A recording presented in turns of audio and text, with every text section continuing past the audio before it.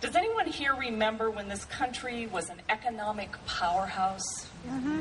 Our public schools were strong. Our teachers were actually revered. Unemployment was low. Manufacturing was thriving. Unions were strong.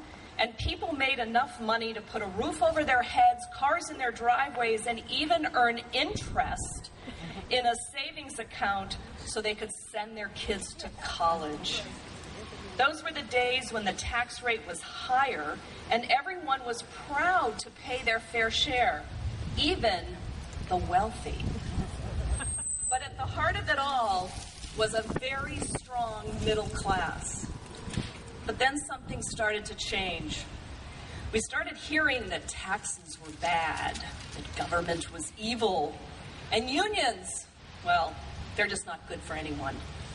But who was it who was spending the big money to send out those messages? Think about it. And what do we hear from our legislators today? They say that we can't ask those who have prospered the most over the past 10 years to sacrifice and pay their fair share, because after all, they're the job creators. So I ask, where are the jobs? You've had 10 years of a tax credit. Where are the jobs?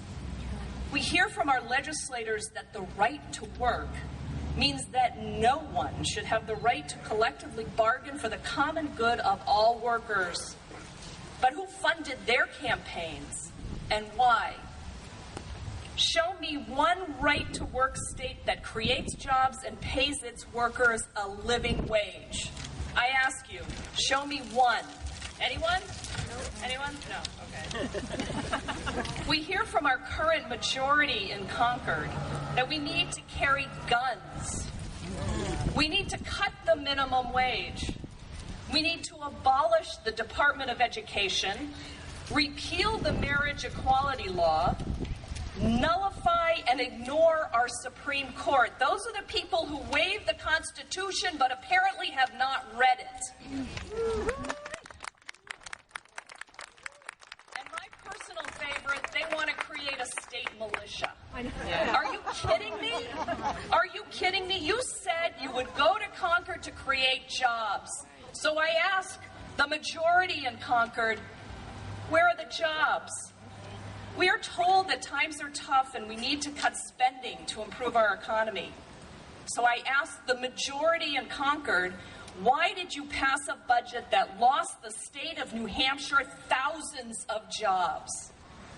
You, the leadership, oh great wise ones, the majority in Concord, have told us we need to cut spending, yet you take a trip to a conference sponsored by Americans for Prosperity.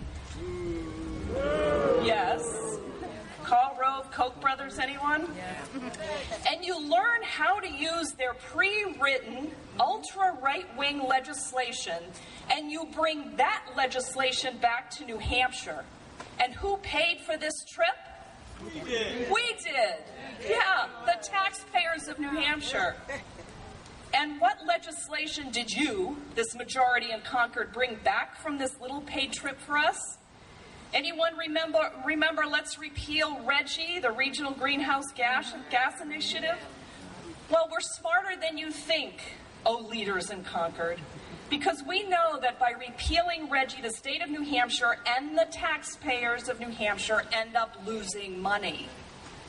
And in the meantime, I have to ask you again, where are the jobs? And as a taxpayer who honestly doesn't mind paying taxes, can I admit that? And as a small business owner who is struggling to keep going, I actually had to call a friend of mine who was a realtor a few months ago and said, how quickly can we sell our house? I don't think we're going to make it. But we have. We're still going, thank God. But we also paid a higher tax rate last year than General Electric. I asked the majority in Concord today, so where are the jobs? Right? We're in. Where are the jobs? Thank you. Where are the jobs? I'm almost done. Where are the jobs? Don't stop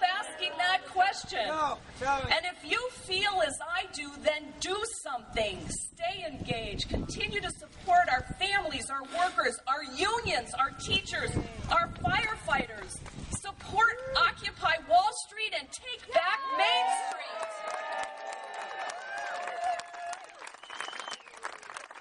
We want what's best for everyone in New Hampshire. We want what's best for everyone in this country, not what's best only for those that have the most money. Let's show our legislators we mean business.